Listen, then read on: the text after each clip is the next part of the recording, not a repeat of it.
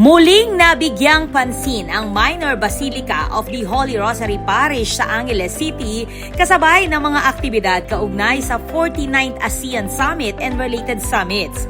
Kinilala ang Minor Basilica bilang isa sa mahahalagang heritage destination sa Central Luzon na sumasalamin sa kasaysayan, kultura at pananampalataya ng mga Angeleño. Ayon sa mga tourism stakeholders, ang mga international gatherings tulad ng ASEAN Summit ay nagiging oportunidad upang maipakita sa mga dayuhan at lokal na bisita ang mga cultural at historical landmarks ng bansa.